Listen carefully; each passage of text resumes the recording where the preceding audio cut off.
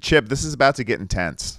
We have each come up with 5 brand new tropical drinks, and we're seeing who came up with the better batch. I feel like Tom Cruise in Cocktail right now. I'm ready to do this. I mean, you are definitely not looking like Tom Cruise in Cocktail. No. All right, you go first, bud. All right, we're going to start out with the Bahama Grand Mama. All right, a little take on the classic. It's just rum, prune juice, crushed cough drops, garnished with 3 mothballs. Oh, that has an audience. Okay, I'm coming in with the early check-in chip. It's everybody's favorite tropical drink because it's a pineapple mimosa, and your room key is at the bottom, and it's 10 a.m., Chip. Just room 308 right there at the bottom. Love it. All right, my next one is a Don Ho Teeny. It's just a Mai Tai with some soda that you drink out of the hole in a ukulele. That's all it is. Just tiny bubbles going down. Drinking a uke.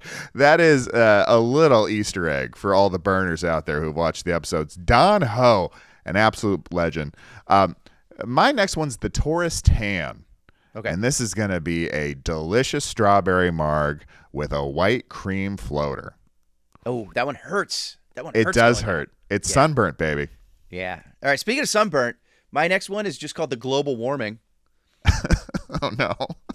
It's rum, lime juice, and hot salt water. Just hot salt water going down. Yeah. Right out of the that warm ocean. That is terrifying. Yeah, it is. My next one is a delicious treat for all who enjoy. It's Smurf Squirt. Okay. Yeah, I'm sold. Most doctors can't even agree with what it is. No. But I can tell you that it's blue curacao, cream, vodka, and just a little bit of squirt. I don't like the way you said that, but I'm drinking it. Yeah, you are. You dirty birdie. All right. My next one is the Coke Coconut. The Coke Coconut. It's literally just an 8-ball shoved inside a coconut. That's all it is. There's no liquid involved. An Escobar favorite. Yeah. My next one is the Ben and Jerry 3-way. It's just a pina colada with a scoop of ice cream in there. Drink that. Drink it all down, all 3 of them. Love it. All right. My last one is the Hawaiian Sucker Punch. Oh. It's just a glass of tequila and cherry Kool Aid that you throw in somebody's face. Like a Real Housewives favorite. I love it. It really is. My last one, it's literally the world's most expensive cocktail. Ooh. It's called the Tariff Trough. And at the height of the tariff madness, it's going to be just a Jameson Manhattan. I think that's it. That's what I'm drinking on the beach, buddy. Who won? I think they need to decide, Chip. Yeah, let us know. What's your favorite cocktail? Or what's your cocktail that you would bring to a tropical island? All right, the Sunburnt Podcast. Here we go. Stay tuned. Front desk. Hi, this is Mr. Chantry in room 308. Could somebody come up and refill my waterbed? We don't have any waterbeds. Oh. Well, then I'm going to need some towels. Lots of towels. Chip, it's episode 15, and this is not a joke. We got 4 times more views last week and downloads and all that stuff than all the weeks beforehand. Something happened, dude. I will apologize. You asking me to take my shirt off and pose provocatively for those videos seems to have paid off. It really did. The internet they've spoken. The only people watching are our fans. They're only fans watching. Yes. That was also the other website you led me to. Now, but hey, I'm doing some things I'm not proud of, but I am making over $40 a month. And I'm feeling pretty good about it. Yeah. And when you get up into that $50 a month territory, that's when you know you really got something. That's a business. Chip, but no, I don't know. We had 4 times more listeners, viewers than the whole previous 14 episodes combined. Yeah. I something happened. It was great, and thank Mhm. you so much for watching. Yep. And I can't tell you, like, where this is the Sunburnt podcast. We talk about comedy, tropical travel, and yeah, I don't know, something's working. But Chip, I've got a question for you. Are you one today, bud? I'm one today. I'm feeling it. I'm putting it on, slathering it, buddy. Feeling Slathering good. it, Blocking that sun. locking that sun. I actually got. I could have used some more of this weekend. Daddy got his first sunburn of the year, Memorial Day weekend. Thomas, it's literally this kickoff of summer. We've been doing this podcast for weeks now, literally about sunburn, and you drop the ball. Yeah, no, I went out there, was playing pickleball with the pickle boys. Whoa. Yeah, we get I didn't out know you're there. a pickleball. You're a pickleball guy. Have you played before, or is this a regular thing, or did you just try it out? It's a regular thing. It's a regular thing. Okay, I feel like you buried the lead, and I want to hear about this sunburn, but you just kind of threw it out there. You're just like, so I was playing pickleball the other day. Like that's a conversation you have to ease into. You like a Chip? I want you to have a seat. I've joined the military, or you know, Chip. I need to tell you something. I have been dabbling in hardcore drugs. Do you know what I mean? Like you have to sit, you have to bring it out, you have to lay it on there. But you're just like, so I was playing pickleball the other day. All right, Tommy's in a new light. I'm not saying it's a bad light by any stretch. Yeah. It's just I was not mentally prepared for you just to kind of like drop that knowledge. I'm actually shocked I haven't mentioned the pickle boys before. No, I didn't know that was a thing. Like all male friends, Yeah. they're three other dudes, and we literally barely know each other, but our wives are very good friends. Yeah, that feels about right. Where you just kind of shove together by default. That is what a male friendship that starts after the age of 40 looks like. It's like we know each other's names. I'm getting clarity on what they do for professions. Not quite sure, as they are very, very, also confused about what I do, probably. I mean, you're saying that they also don't have a podcast with a mid-tier comedian? No, actually, a couple of them do something with Stavi. Okay, great. They're working with people that move a couple more tickets. Yeah, just a handful more. Yeah. So wait, okay, how long have you been playing pickleball? I will say, I mean, I don't know. It's like 4 or 5 months, maybe. Wow, look at you. I didn't want to say anything. Your forearms have been coming together quite well. I've noticed them getting little Popeye arms there. I'm feeling it, and then now I know the reason why. Let me ask you something: is pickleball always doubles? The way we play it, I've seen people out there because the way it works out is they can take a tennis court and like put 4 pickleball courts on it. So By the way, as somebody who plays tennis, yeah, I've noticed. Yeah. It's really tough to play when you got 4 games, also sharing your court. Right. But I have seen people play singles, but we just do the doubles, and we're also like getting fairly competent on the real rules at this point. Like we were basically playing doubles ping pong at the beginning. Right. But now, we got a little bit of strategy, a little bit of technique. Yeah, it's fun. Do you have the same partner every time, or we switching it up? I think you're supposed to switch it up, but like, dude, this is so stupid. Nobody wants to hear about what a bunch of dudes do, but we call it classic teams. And like, we doing classic teams. Okay. And classic teams is just me and the same guy playing against the other 2 guys. It's like literally randomly how we played the first time. It's the only way we've ever played. I've never played with anybody. Maybe we switched up one time. We had a sub and we switched things up. But other than that, it's the same 2 dudes playing the same 2 dudes, and we're pretty evenly matched at this point. Yeah, I love it, man. Dude, I'm very proud of you. Although I will say, not so proud. So we got a little color playing this time. Oh yeah, so we literally I didn't know we were doubling up. I didn't know we were going for 2 hours. Okay. I get out there. I'd put on sun protection earlier in the day. It was cloudy. We got a little May gray going here. The sun wasn't even out. I don't feel pain, but my wife has made fun of me like 15 times. Yeah. She's like, you host the Sunburnt podcast, and on the first day of summer you went out there and just got lobster necked. You just became a pink boy. That's it right there. Yeah. I'm a pink pickle, buddy. I'm a pink pickler. Man, did the other guys get it? Do you know? Are they? No, I think at one point I even I didn't say it out loud, but it's a cloudy day, and one of the full on powder makeup, like full on Casper the Ghost, just white all over his face, and I'm just like amateur. The guy look really searching for some protection in all these clouds. And then we went a little bit longer than I thought. It was to the point where we weren't wearing shades, Chip. Right. The future was shades so bright. not necessary, but those UV rays, they snuck through, they zapped me, and this is where I'm at. Yeah.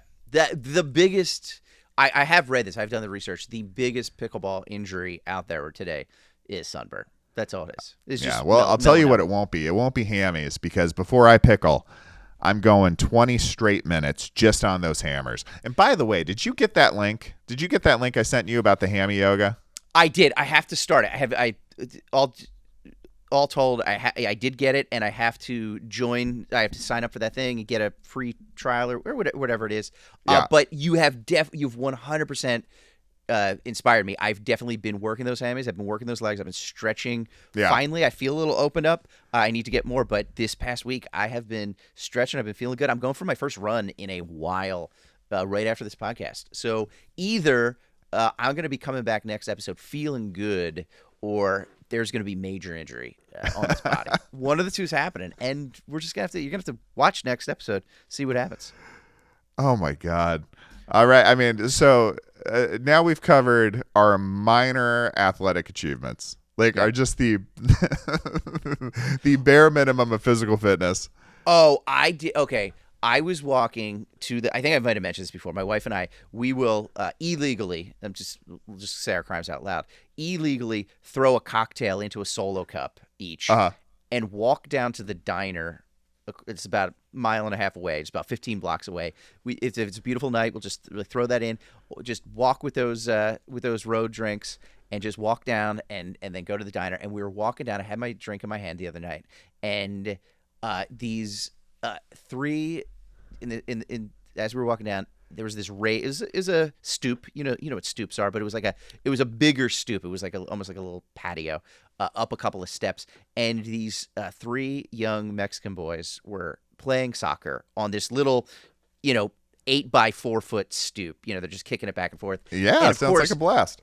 Of course, as soon as we walked past, the ball came up, bounced onto the sidewalk in front of me, and Daddy's got his drink in his hand, but for these 7-year-old boys, I am not touching the ball with my hands. I'm not doing it. And I kicked it up, kneed it a couple of times, boom, hacky sacked that soccer ball up onto the stoop, and they cheered for me. Talk about athletic prowess right here, buddy. I'm gonna dine off of that story for months. Chip Chantry, the jungle cat. That's all I don't even know why I'm running today. I should just live on that story. I should just sit around, eat Fig Newtons, and just call people I haven't talked to in years and tell them that story. That I kicked the soccer ball after bouncing it a couple of times, paylaid it back onto their stoop for them. The drink didn't spill? I thought for sure that's where this was going. Not a drop, baby. That Greyhound stayed in the Solo cup. Oh my God, Chip. A neighborhood legend. I think I'm becoming a neighborhood. Yeah. Unfortunately, it wasn't my neighborhood. Because if it was the kids in my neighborhood, they would probably just yelled at me and made me feel terrible about myself. So, so yeah, these were these sweet boys that I was kicking the ball back for. Well, it sounds like you're probably in some version of like a modern Sandlot. I think it's like the soccer on the stoop, neighborhood soccer gang. Yeah, you're the fun neighbor, the one they were always scared of, but then they saw you with a stiff buzz, and you paylaid a ball right back in their yard. Yeah, I'm like that giant dog with a margarita in his bowl. That's basically. It's basically. What was his name? Brutus? I'm gonna be honest with you. I only ever watched The Sandlot once in my life, and it was a couple years ago. So I didn't see it as a kid. I was a little bit. I got a couple years older on you, so I just sort of missed it. So I'm not super well versed on the ins and outs of That makes sense. You weren't a freshman in college watching children's baseball movies. I get it. I mean, that feels right. By the way, children's baseball movies sounds like the name of a podcast that gets banned very quickly on Spotify. Yeah, Spotify's not going to let that fly. No. Well, Chip, dude. How often do you play pickleball, by the way? Is this a weekly thing? It's a weekly thing. I'm going to miss my first week in a long time next weekend. Why? Where are we going, bud? Gonna be I mean, you've been there with me before. The beautiful city of San Diego, Chip. San Diego. Yeah. I just can't get enough of San Diego during the summer. I gotta get back to San Diego. I will admit, because it was during the pandemic. I was there for your wedding. We were at the Pine place. Torrey Pines. Torrey Pines, the golf course on the ocean. I mean, just amazing. I never actually ventured into San Diego proper, which I know is great. It's just looks amazing. Yeah. Everything sounds great. But yeah, I have to. I got to check it out. But yeah, you're going back down, man. Yeah, you saw one of the more delightful parts, Chip. There's just keep that memory. Keep that memory until you come back out again. We had a lot of fun at your rehearsal dinner out on that patio. Yeah, food was great. Drinks were good. They were flowing. That was the kind of the height of COVID. It really was. Yeah, was that 2021? Is that when it was? It was 2021. Yeah. Maybe not the height of COVID. It was like, but it was definitely still happening here in California. Yeah. So it was like a big social event where people came together and you got to interact with like two different families, which you hadn't really met before. No. You were kind of rolling solo. You didn't. I was there with my buddy Mark, but he didn't. He was just staying back. He was too smart to come try and mix it up with those people. And you got to make small talk with people who hadn't talked to anybody they didn't know in a year and a half. It was wild because it was great because like I got to meet your family, I got to meet your brother and your parents, who were delightful, and it was a lot of fun. But it was like, it's like when you see those videos and there's like sweet sad music in the background of a dog, like a pit bull that somebody found under a house, and then he's just in a pen, and they just have to like give him little pieces of kibble for him to like come out of his corner, and then it just cuts to him like running around happily in the new backyard and everything's like it was still in that give him a little kibble piece where we're just looking at each other like, hey, what's up? You see Tiger King? Like that's all we can do. It was like watching baby I was that deers. way with my friends. You know what I mean? Yeah. Like, I was there with my friends and loved ones, not to mention people at a wedding rehearsal dinner who I've never spoken to in my life. Yeah, and they hadn't spoken to anybody. It was an experience to be sure. But yeah, a really great time, a beautiful outdoor experience. Yeah. We had that nice little patio there, and man. So that's it. That'll get me to miss a weekend with the pickle boys. That's all right. It's as long as they have a fill-in. Unless you play Canadian, you know what Canadian pickleball is, right? You can play Canadian. No. Canadian doubles. It's a tennis thing where Canadian doubles, you play one person on one side, two people on the other side. So it's 1-on-2, 2-on-1. Oh, cheating. Yeah. Cheating. Yeah. So it's fun. No, but you play I guess I don't know if pickleball works, but like you know how like there's in tennis there's like the doubles alleys, like there's the doubles court that are wider and then the singles is smaller. So when you're on doubles, you have to cover the whole doubles. When you're on singles, you only have to cover the singles. So it's you play by different rules. It still sounds like cheating. It's just like Canada and the United States today. When you cross the border, there's some different rules. That's all it is. There certainly are. Yeah. Especially involving alcohol. Chip, I loved our little tropical drink contest, Chip. I'm ready for one of those right now. I think I need some Smurf Squirt right now. You look like you could use an early check-in. It's very early. It's very early for those who don't know. That does feel really good. Just I think it was a pineapple. Just at the bottom of it, just a little pineapple mimosa. Little vitamin nice room C key in there. Get my scurvy thrown out the window. You know? Yeah, you don't need to deal with scurvy. No, not at all. Buddy, well, it's big time, dude. Yeah. We are 182 days away from Chip Chantry's Thanksgiving in Paradise. It hit me last night as we're recording. It hit me last night that we're literally 6 months out from the date, November 26th.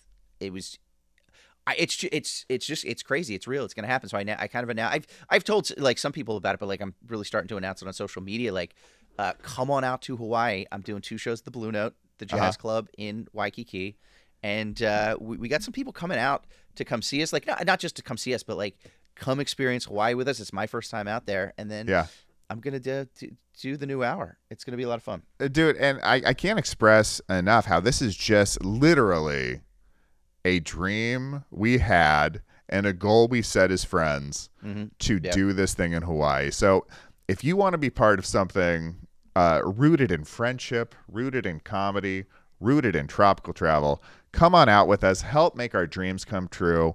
It's going to be fun regardless. We've already got some tickets moving.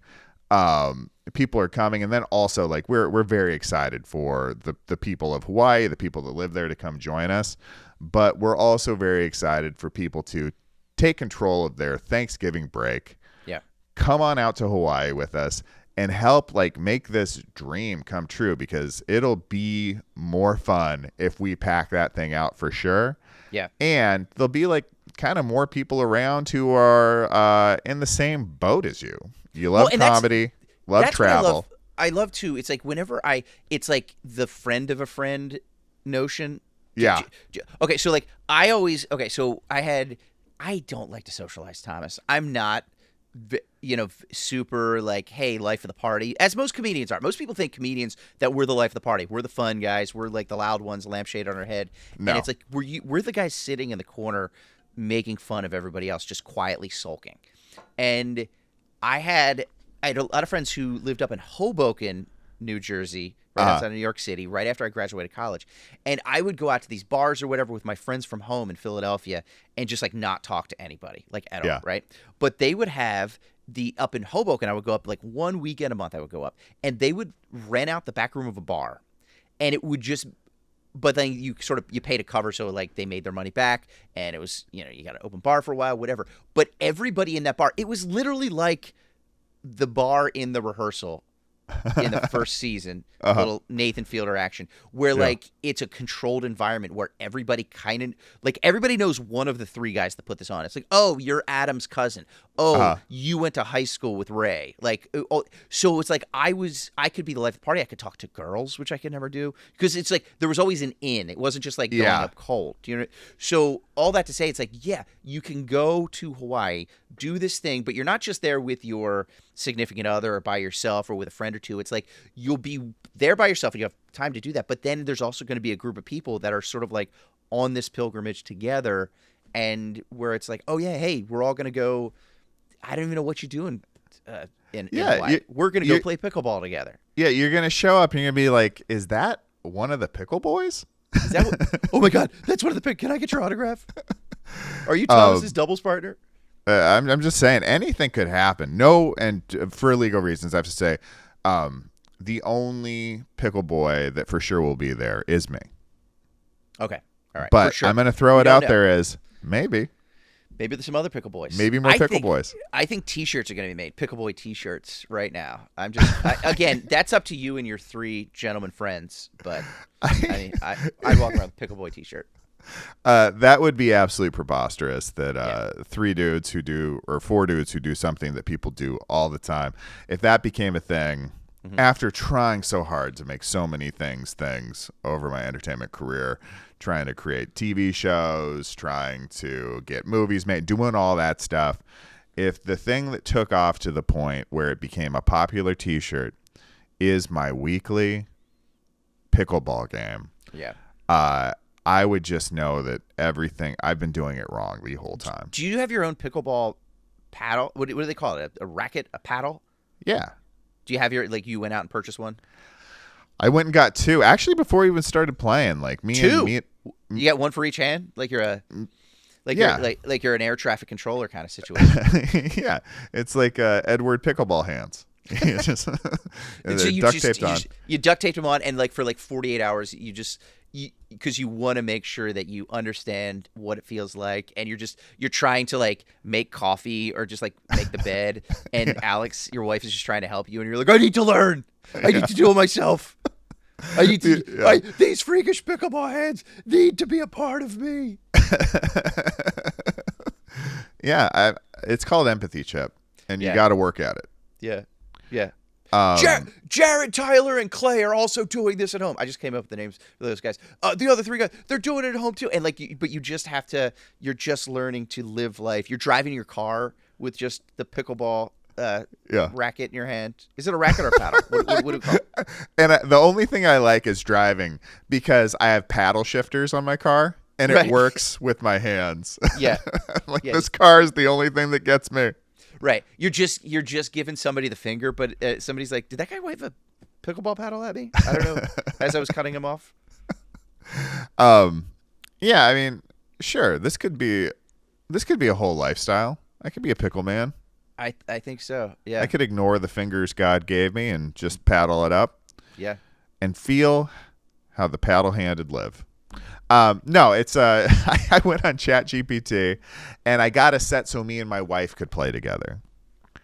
But when you got the baby, all of a sudden, like anything me and her are gonna do together, where it's not like with the baby, costs a ton of money. Like you got babysitters and all that kind of stuff, and it's just like we'd probably rather do a dinner or something. And she plays more tennis anyways, so we just kind of divide and conquer there. But is there a standard paddle like that everybody gets, or are there like tiers of like this is the expensive one, this is the cheap one? I need to know it's Chip. I need to know everything about this right now, Thomas. I mean, this is just all those viewers we got last week are just evaporating. So we're moving on quickly. I will say, okay, are you want to tell me that there isn't a pickleball podcast out there? There has to be a very popular pickleball podcast out there Chip, right now. I'm going to tell you there is a pickleball television channel. Oh my god, this is why. Okay. This is why we're podcasting right now, because we can't make television shows because you know who has a TV show? Pickleball. Yeah, there's a GoPro. It's set up on the side. They're playing, it's gentlemen playing pickleball. I'm sure they're very good. I've never seen it. Right. But my father-in-law, big tennis head. Okay. T2, not the tennis channel, but the tennis channel 2. The Terminator movie from 1990. The Terminator movie starring Arnold Schwarzenegger. You could be mine. When they don't have tennis replays to play on T2, it's the pickleball channel. And it's just gentlemen playing pickleball. And the paddles can get very expensive. They can also be very reasonable. Yeah. This week, as a matter of fact, 2 of the pickle boys brought new paddles. And they looked intense.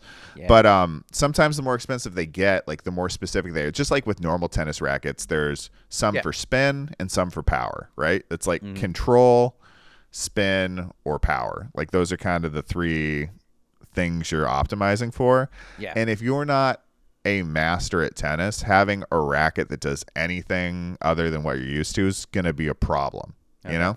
Yeah. All right. So I've got the straight down the middle beginner's paddle, and I still screw up constantly. So I'm into it. I want to follow. Maybe you don't want to talk about this on the podcast anymore, but I personally am following your pickleball journey. Come play pickleball, dude. I'm ready. I'm ready come to get go. out here. I'm a tennis purist, but I'm going to do this. Yeah. I think you and I. By the way, you watch a little bit of tennis, right? I watch all the tennis. It's Roland Garros right now, dude. Yeah. I haven't watched in the last few years. Like, I haven't been to it. I'm telling myself right now, the people, I'm gonna go hardcore on Wimbledon this year. I'm gonna start it up mid-June. It's usually mid-June ish. Yeah. And I need to get back into it because I love it when I watch it. I think I told this story. Stop me if I told this story before, but did I tell you, like, I felt like a sporting person for the first time in my life when I was in Ireland a couple years ago? Did I tell you about this? Okay, so it was. I actually have a. Oh, I'll tell you this. A guy I met last year, actually at the. We'll give him a shout out, Brian. At the Goose Show I went to last year. What up, B? We're going to. He and his girlfriend are in Dingle right now, or like they were. They were in. I saw some pictures, and I was like, "Yeah, just on Instagram." I was like, "My God, you're in Dingle right now!"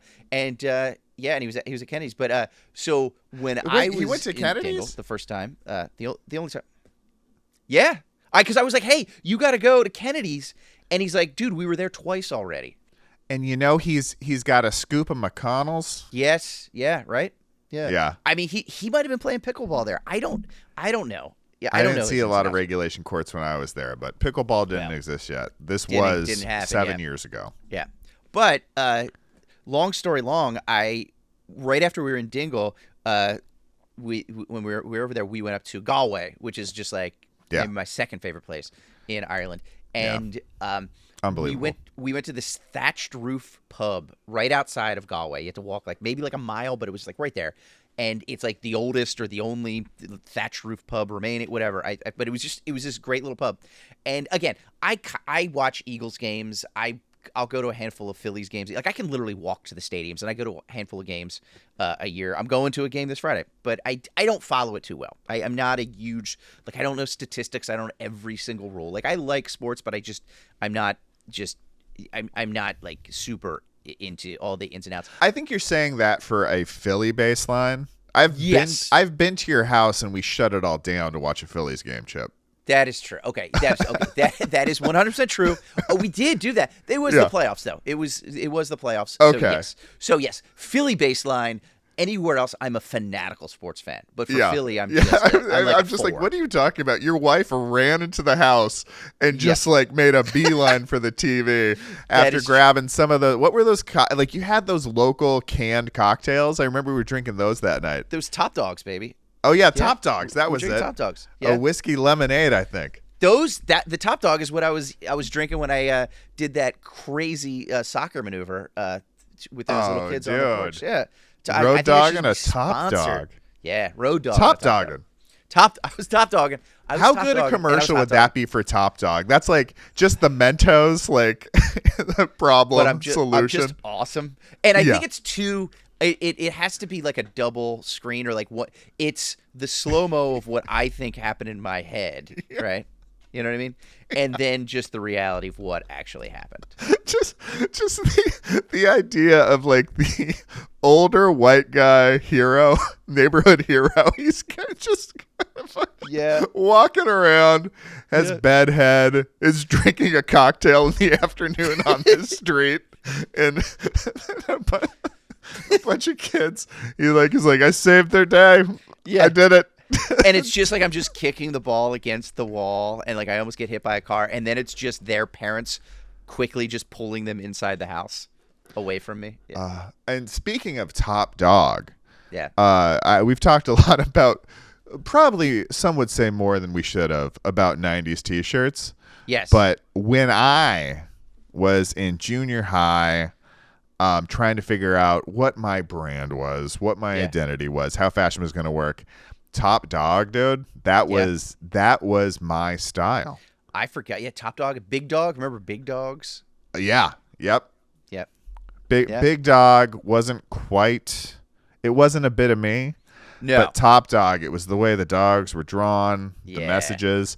They were insanely expensive for me at the time, but I really resonated with that brand. You look like a Top Dog. I see Thomas O'Brien. I'm like, he's a Top Dog. I feel like a Top Dog sometimes. And I enjoy a Top Dog cocktail. So shout out to the people at the Top Dog canned cocktail distillery. Company. Yeah, cannery. Doing good work.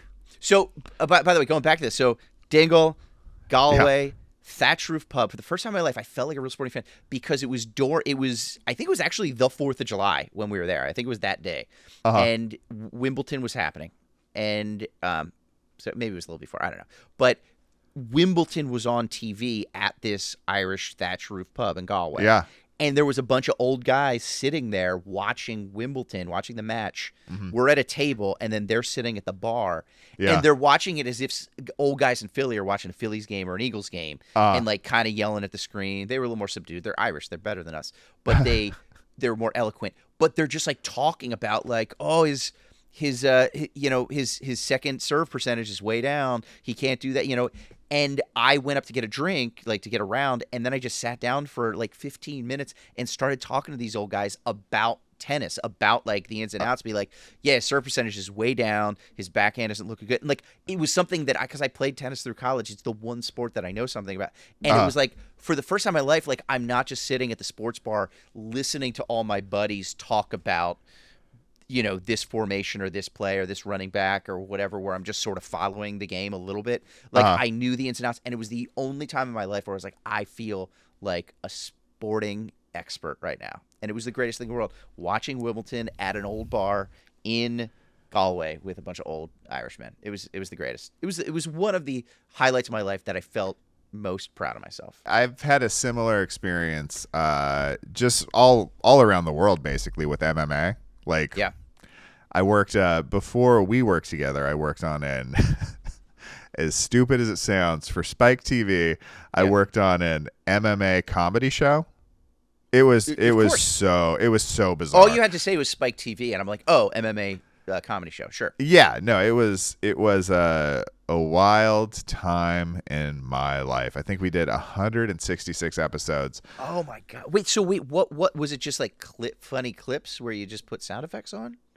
We boy, did we put some sound effects. No, like we licensed like all these fights. Yeah. And then we had like this animation team of like sometimes it was like 50 animators that were just like all in there. Well, and yeah, we had you got Spike TV, like that's not. Yeah, okay, go ahead. Yeah, we had a bunch of comedy writers that would go in there and like kind of as the fights progressed, we created a bunch of graphics that they use in like promos now of like people, hitting each other and like explosions going off. Sure. But we had John DiMaggio, who was Bender from Futurama, just like this.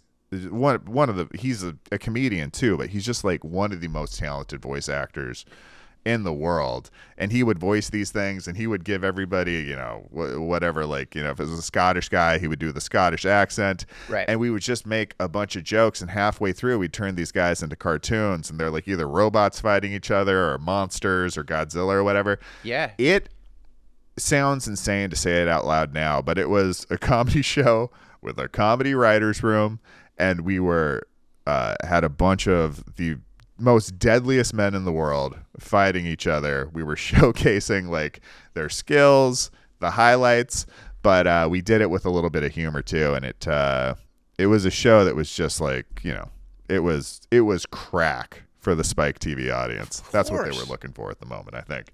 But absolutely. Because of that, like, it wasn't that I just knew like the big stars. Oh, you had to know. Yeah, you had to get into I was knee deep in like the up and comers, people who wouldn't be stars for 5-10 years. Yeah. So like anytime I would go watch, like it's one of those things like where if you know that world, yeah, you have a pretty good idea who's going to win at any given time. Like you just like have the understanding of like what they've done before, like how they fought this kind of fighter. Like it was just something I had so much knowledge about because it was my job to know for so long, and I interviewed a ton of these guys. So you're saying I should get really into MMA and just start heavily betting on it, is what you're saying? No. And I can't lose. And I think you should get into MMA and start doing it. Oh, I think you've got a run in you right now, bud.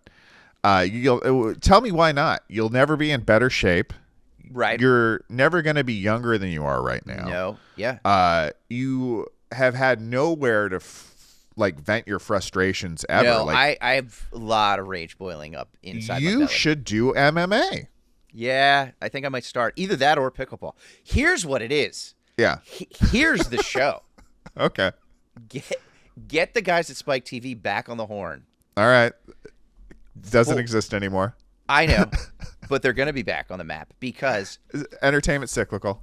4 MMA fighters. Okay. You ready for this? Yeah. 4 MMA fighters, 8 pickleball paddles, 2 rolls of duct tape. Okay. You just strap a paddle to the hand of each of the 4 MMA fighters, and then they just have to play pickleball against each other until they drop. I have seen videos of pickleball fights, like arguments where somebody. I bet they're out there. They're shoving, there's punching. There was one where somebody just laid somebody out, like knocked out. Right? Mm-hmm. You get 4 MMA fighters in there, and again, I'm thinking, do they wear sneakers or they just, shoeless, just like they are in the octagon? Maybe it is an octagon. Maybe it is, okay, instead of like 1 net, it's like 4 nets.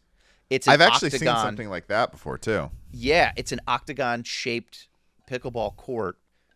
Then you have 16. Okay, let's get this order up. 16 MMA fighters, 32 pickleball paddles, 8 rolls of duct tape. Uh-huh. I'm going to say about 6 pickleballs going at any given time, and it's just anarchy in the giant octagon. I think that's...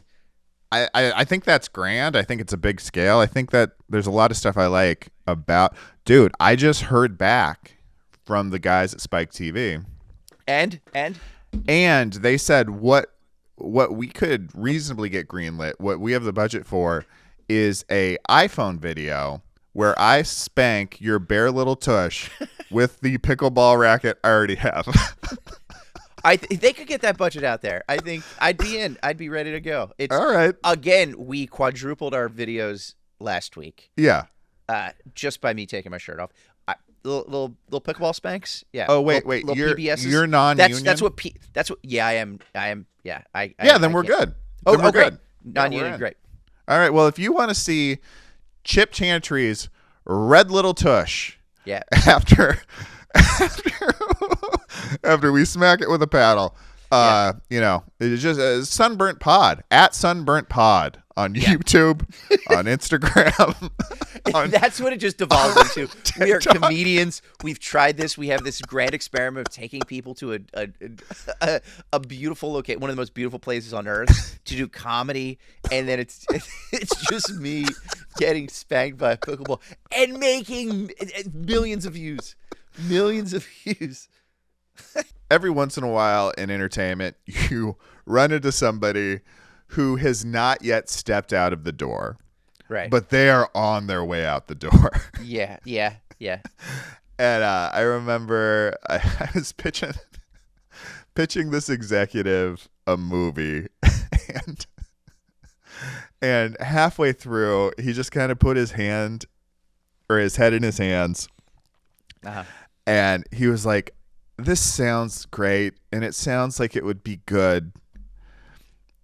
But he's like, "I don't think you can convince me that it would get more traction in the entertainment space, period, than a D-list celebrity agreeing to take a dump in a box on camera."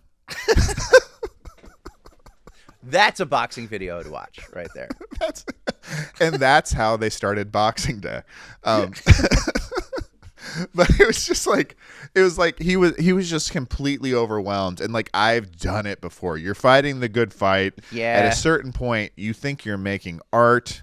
With me, I have this idea that like I'm doing something important by making these comedy shows. When we get to make the comedy shows, like, yeah, there's something altruistic about bringing a laugh into the world, and I'm just doing my best, and every step you make is filled with compromises, and eventually, if somebody's fighting that good fight and hasn't completely sold out, unless they had monumental success where they can just do whatever they want, they have to play this other game. And I could see it in this guy's eyes, like he'd either broken recently and was just like going through the motions to keep the job, or I was there the moment he broke and had the realization that like a YouTube video of Brian Austin Green relieving himself in a shoebox in a box would probably be a bigger cultural moment than whatever this slow burn thriller I was pitching him would be.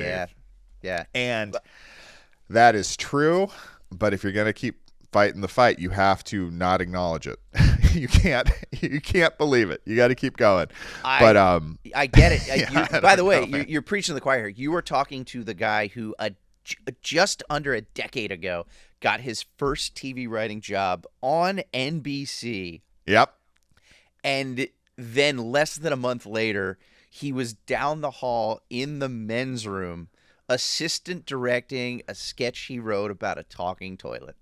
So, I get it. I understand how the entertainment industry works, Thomas. I'm in there. The acoustics in that men's room you could hear my spine rattle, like just with shaking. I'm like, that's not the way the toilet talks. Like I'm talking to the woman, the camera woman, and they painted it up, and the APs are there, and it's just like, no, the toilet and like we had a pulley system. There was a pulley system we made for this talking toilet, Thomas. Yeah, toilets don't just talk, Chip. They gotta have a very specific cadence to the way they express themselves. So yeah, you're saying this like that's a bad thing. Like I was thrilled that we had a talking toilet. Yeah. I probably wasn't thrilled about the volume we had to go back to the talking toilet. I was like, I wish there was something new. And then there was also one thing. I don't know that we've ever talked about this because it was just so fast paced, but I remember that talking toilet. Yeah. One of them we couldn't use because the toilet wasn't clean. That's right. There was fragments, and I remember like I was speaking of Brian Austin Green. Yeah, Brian. I was Brian Austin Green's stand-in for this toilet sketch. Yeah, and we'll just leave it at that. There was fragments, clearly visible in the camera that I'm just like. Nobody saw these chunks of human on network television. Yeah. I guess when you're putting toilet paper rolls as eyes and lipstick on the on the thing, and and it's like, hey, and it's just there was a meeting there, just so you know how television entertainment works, ladies and gentlemen. There was an executive level meeting at NBC Universal, and they're like, guys, the talking toilet sketch is great, but we just can't show it because there are human fragments on the toilet that we cannot show. That was a high-level meeting in the same studio that brought you Jerry Springer and the Maury Povich Show. And Saturday Night Live and The Tonight Show. Yes. It was I remember being in the screening where like one of our bosses or whatever is just like, what's that? And I was like, what's what? And he's like, right there on in the bowl. Oh, we're probably not gonna be able to use this one. We gotta figure out some more content for the week. It's just like you're like at mission control and you just find a UFO on the thing. You're like, we have trouble, ladies and gentlemen. Get on the line with the president. Yeah. That's been a fun trip down memory lane. Yeah. But as often happens in life, that show died. Yes. Not unlike a story Chip Chantry is going to tell us about that broke this week in the cruise world. Crazy story, sad story, and I don't want to make fun of it. There was a story that it was the Diamond Princess cruise ship. I believe it's called the Diamond Princess Cruise Lines. These people were on a 19-day cruise through Asia, through Taiwan, Korea, and Japan, I think. Okay. I'm assuming South Korea. That's my guess. They just said Korea. I'm assuming the southern part. That is just my guess. I think that's the safe ocean to be in. I feel like you don't dock in Pyongyang. You don't dock and undock in Pyongyang. No, you dock, but then that's it, right? Yeah.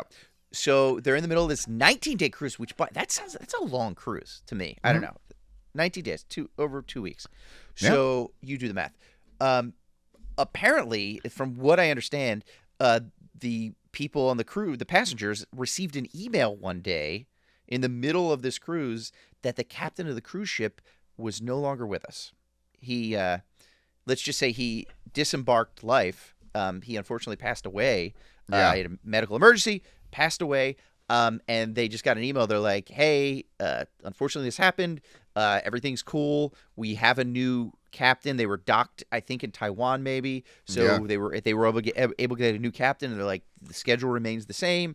This guy, from all accounts, seems like a great guy, very well respected cruise ship captain. But hey, we're moving on with the new captain. Unfortunately, we've lost him. So that's a crazy email to get. It's a big announcement on a ship, Chip. Yeah, it is a large announcement on a ship. So then we were thinking, like, I mean, how were these people feel? Like, if I was in the middle of the ocean and I get like an email, I'm like, wait, the captain? Like, oh my God, like there's a new guy now at the helm. So my mind would be racing. My mind would be racing anyway, just the fact that we're in the middle of the ocean on a cruise ship, like, yeah, I'm already a little nervous. Yeah. So then you and I were thinking, like, what other announcements could be made that would be, like, horrifying or, like, really throw us for a loop? So Thomas and I came up with a list of the worst announcements that a captain can make on a cruise ship. Here are 12 announcements that would be worse to hear than that. This is your captain speaking. Hey, do you guys like hurricanes? Number 11. Due to unforeseen circumstances, starting immediately, we will be rationing Imodium AD. Number 10. Good afternoon, passengers. This is your captain speaking. Hey, starboard is the left, right? That captain doesn't know what he's doing, Chip. No, he doesn't. Number 9. Ding, ding. Captain's horny. That might be my favorite. That's my favorite. Okay. Number 8. Sorry to wake everyone up in the middle of the night, but if you get up on the Lido deck right now, you can experience the real Titanic experience. Oh, no. That's a bad message, Chip. Yeah. Good afternoon. The captain refuses to leave port until someone can explain Bitcoin to him in a way that makes sense. You're never undocking. You're staying at the dock forever. Tough. Good morning, passengers. Today's theme on the cruise is nobody used the toilets. Sounds like they're covering up for something else, Chip. Yeah. How about the perverts have become violent? Who are the perverts? And what are they doing to become violent? That's just that It's one a bad message to get. It's a really bad one to get. Yeah. Maybe as bad as this one. We wish everyone a restful, peaceful night, especially those of you who had the tilapia. Oh, no. The specific shout out. There was something wrong with that tilapia, Chip. There was. Number 3. Good afternoon, passengers. The employee who was wearing the SpongeBob costume has been found murdered. If you see a SpongeBob on board, start praying. He has taken his SpongeBob skin, Thomas. Oh, that's horrifying. Know. That's horrifying. It would be scary. He is Hannibal Lecter of the cartoon world. All right, number 2. As we leave port in Galveston, Texas, we wish to welcome all of our new passengers, including the members of Kid Rock's Ba Wita Ba themed cruise. Galveston keeps coming up on the podcast, Chip. It really does. And the number one worst thing I think any cruise ship goer could hear in the middle of their cruise, ladies and gentlemen, we regret to inform you that Chip Chantry's performance has been canceled tonight. Oh, just sadness, Thomas. That's the worst one right there. That's the worst. By the way, why? What happened to me? I don't want to know. I think you might have had the tilapia. I think I had the tilapia. I think that's what happened. You've had a number of fish-related cancellations throughout the year, Chip. A lot of fish-related cancellations. Just tons. Seafood and me. Yeah, not great for comedy. Not great for comedy. Well, speaking of not great for comedy, this has been the Sunburnt podcast. We had a great time. Join us next time. You can follow us everywhere on @SunburntPod. Just think about Chip Chantry's Thanksgiving in Paradise this Thanksgiving. Why not come out to Hawaii with us? We're going to have a great week. It's going to be a lot of fun. We got a lot of fun. We are going to be taping pickleball paddles to our hands all week. Come with us. And yeah, that's it, Thomas. And if the check comes through from Spike TV, you get to see Chip's little red tush shot on an iPhone, a vertical video on TikTok, Instagram. Potentially, we can even repost it on @SunburntPod. So you want to make sure to follow us there. Until next time, stay burnt. Front desk. Hi, this is Mr. Chantry in room 308. Could somebody come up and refill my waterbed? We don't have any waterbeds. Oh. Well, then I'm going to need some towels. Lots of towels.